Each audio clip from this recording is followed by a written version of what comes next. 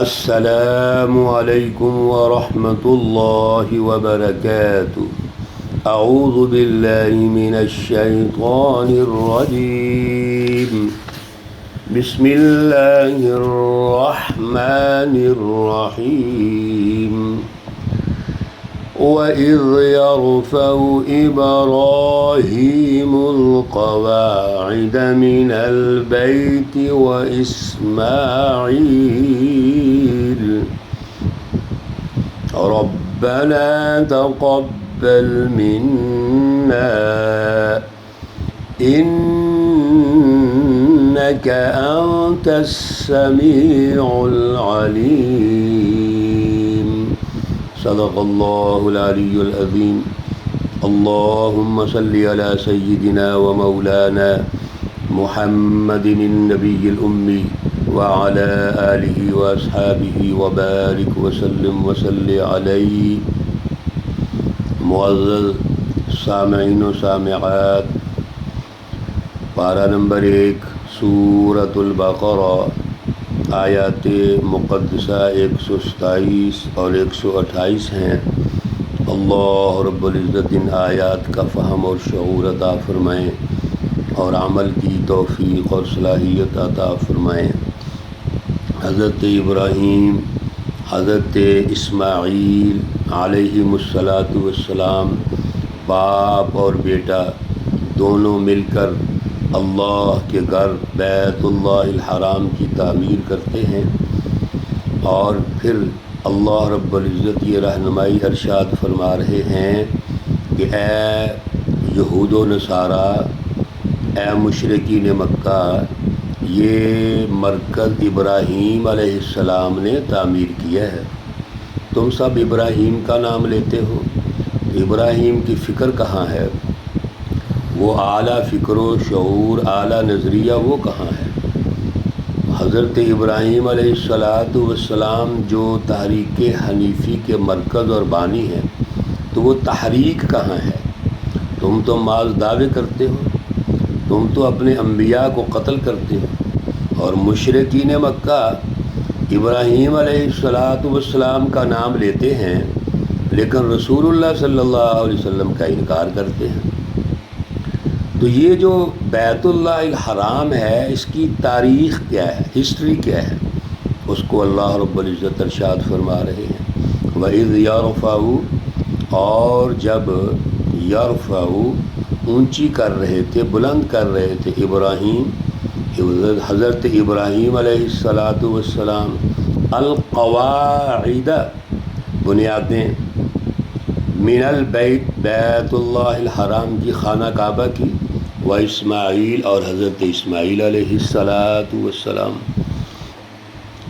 یہ میرے عزیزو تاریخ ہمیں یاد ہونی چاہیے، آیات کا ریفرنس یاد ہونا چاہیے کہ ابراہیم اور اسماعیل علیہ السلام یہ بیت اللہ الحرام کی تعمیر کر رہے ہیں۔ بیت اللہ الحرام تو پہلے بھی موجود تھا، طوفان نوح آیا، اس میں منہدم ہو گیا۔ اب جبرائیل علیہ السلام آئے، انہوں نے باقاعدہ بتایا کہ یہ بنیادیں ہیں، یہ جگہ ہے جہاں اللہ کا گھر تھا، تو آپ دونوں باپ بیٹا اس کی تعمیر کرو۔ تعمیر ہو گئی، اور ربنا، اب دعا ہو رہی ہے۔ اتنی محنت، اتنی کوشش، اور پیچھے آپ سن چکے ہیں کہ ابراہیم علیہ السلام کے امتحانات ہوئے تو اس میں کامیاب ہوئے، فَأَتَمَّهُنَّ، لیکن اس کے باوجود اللہ سے جو تعلق ہے، جوڑ ہے، وہ کتنا مضبوط ہے۔ میرے عزیزو، ہمیں بھی رہنمائی دی جا رہی ہے، ہم کسی دور میں بھی ہوں، آج بھی ہم جب تحریک حنیفی کے ارتقاء کے لیے رسول اللہ صلی اللہ علیہ وسلم کی اطاعت میں، انقلابات کے لیے، قومی اور بین الاقوامی سماجی نظاموں کی تشکیل کے لیے جب بھی جد و جہد کریں گے تو اللہ کی رہنمائی میں کریں گے، اور اللہ سے دعا کرتے رہیں گے، کیا؟ ربنا، اے ہمارے پروردگار، تقبل، تو قبول فرما لے، منا، ہم سے، بڑی محنت کی ہے، کوشش کی ہے۔ اور آپ کیا سمجھتے ہیں، آج کے دور کو مت دیکھیے، اب ہزاروں سال پہلے چلے جائیے، کس طرح وہ تعمیر کیا ہوگا، کتنی مشقت ہوگی، پریشانی ہوگی، دونوں باپ بیٹا مل کے یہ تعمیر کر رہے ہیں۔ ربنا، اے ہمارے پروردگار، تقبل منا، تو ہم سے قبول فرما لے۔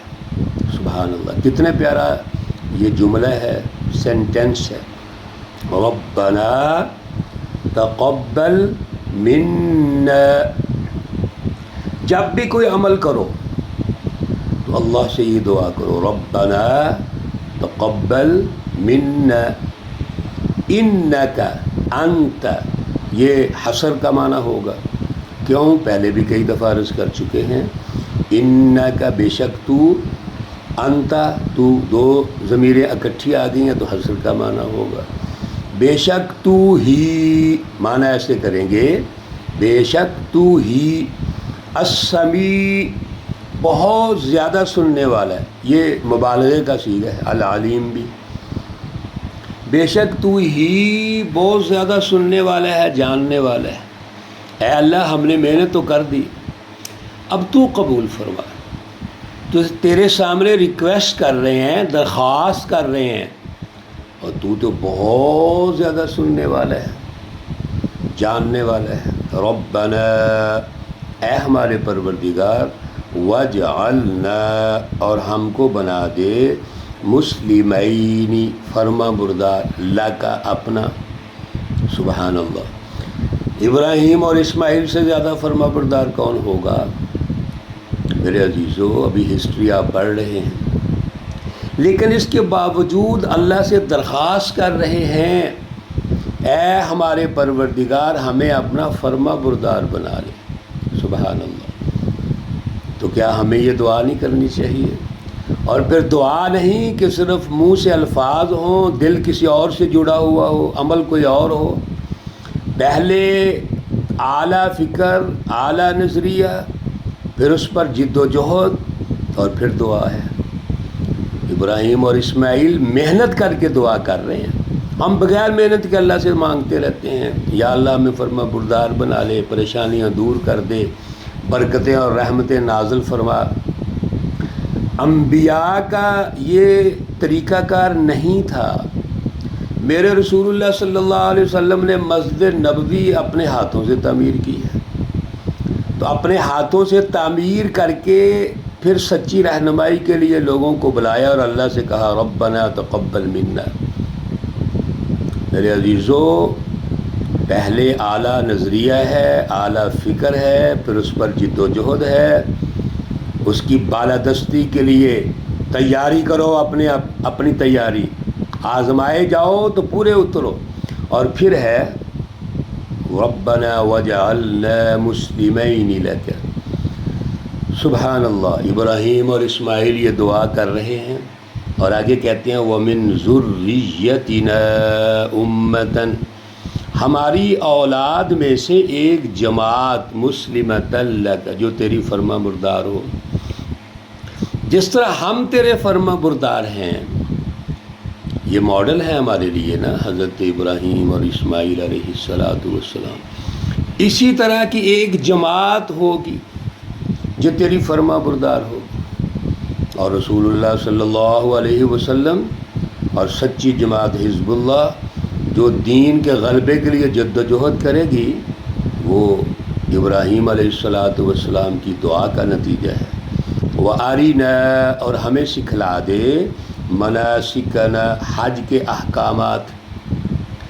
ابھی حج ہوگا تو ظاہر ابراہیم علیہ السلام اعلان کر رہے ہیں وَأَذِّن فِي النَّاسِ بِالْحَجِّ، تو اس کے کچھ قوانین، کچھ ضابطے، کچھ طریقے ہوں گے، اے اللہ تو ہمیں سکھلا دے۔ وَتُبْ عَلَيْنَا، اس ساری جد و جہد میں، کوشش میں اگر کوئی خامی رہ گئی ہے، کچھ کمزوری رہ گئی ہے، تو یا اللہ ہمارے اوپر وہ رجوع فرما لے، ہماری توبہ قبول فرما لے۔ وَتُبْ عَلَيْنَا، پھر ہم پر رجوع فرما، درگزر فرما۔ میرے عزیزو، سن رہے ہیں، اعلیٰ نظریہ ہے، اعلیٰ فکر ہے، اللہ کے نبی ہیں، امتحانوں میں کامیاب ہوئے ہیں، مختلف آزمائشیں آئیں، اور پھر ابراہیم اور اسماعیل دونوں اللہ کے نبی باپ بیٹا جد و جہد کرنے کے بعد توب علینا کب کا ہے؟ آخر میں، شروع میں نہیں کہہ دیا توبہ علینا۔ ہماری دعائیں کیا ہوتی ہیں؟ آغاز یہاں سے ہوتا ہے، یا اللہ توبہ قبول فرما لے۔ دل کسی اور سے جڑا ہے، عمل ہے ہی کوئی نہیں، جد و جہد ہے ہی کوئی نہیں، اور دعا کرنے کے بعد پھر وہی جرم کر رہے ہوتے ہیں۔ مسجد سے باہر نکلے، مجلس سے اٹھے تو پھر وہی جرائم کر رہے ہوتے ہیں، دکان پہ بیٹھ کے کاروبار کرتے ہوئے۔ کیوں؟ اوپر سسٹم ظلم کیا ہے نا، اس پہ غور ہی نہیں کرتے ہم۔ پہلے سسٹم تو چینج کرو۔ تو ابراہیم علیہ اسماعیل علیہم السلام توب علینا آخر میں کہہ رہے ہیں، وتوب علینا، اے اللہ اس تمام تر جد و جہد میں اگر کوئی خامی ہے، کوئی کمزوری ہے، کوئی لغزش ہے تو یا اللہ ہمیں معاف فرما دے، ہماری توبہ قبول فرما لے۔ کیوں؟ انک انت، یہاں بھی حصر کا معنی ہے، جیسے پچھلی آیت میں سمجھایا گیا تھا، بے شک تو ہی التواب، اس میں مبالغہ کا صیغہ یہ بھی، یعنی توبہ قبول کرنے والا، درگزر فرمانے والا ہے، الرحیم، رحم کرنے والا ہے۔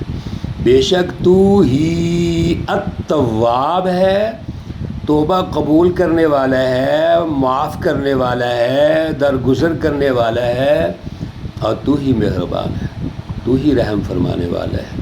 یقیناً اللہ سے بڑا کوئی،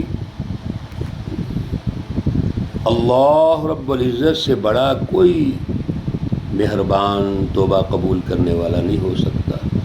اللہ رب العزت ہمیں بھی اعلیٰ نظریہ اور شعور دیں، عملی جد و جہد دیں، اللہ کے دین کی بالادستی کا شعور دیں، اور پھر اللہ ہمیں اپنے ساتھ جوڑ لیں، اپنی رضا عطا فرمائیں۔ ہمارے دلوں میں اللہ کی رضا ہونی چاہیے، اسی کی اطاعت، رسول اللہ صلی اللہ علیہ وسلم کی محبت اور اطاعت ہونی چاہیے، اور اسی پر جد و جہد ہونی چاہیے۔ اللہ ہمیں قبول فرمائے، ہماری بھی توبہ اللہ قبول فرمائے۔ ہم آخر میں یہ دعا کر لیتے ہیں، ربنا وجعلنا مسلمین لک ومن ذریتنا امة مسلمة لک وارنا مناسکنا وتب علینا انک انت التواب الرحیم۔ اللہ رب العزت تمام بیماروں کو شفائے کاملہ عاجلہ مستمرہ عطا فرمائیں۔ اللہ رب العزت تمام مرحومین و مرحومات کو جنت الفردوس میں اعلیٰ مقام عطا فرمائیں۔ ربنا تقبل منا انک انت السمیع العلیم وتب علینا انک انت التواب الرحیم۔ وصلی اللہ تعالی علی النبی الأمی محمد وعلی آلہ واصحابہ اجمعین برحمتک یا ارحم الراحمین۔ السلام علیکم ورحمۃ اللہ وبرکاتہ۔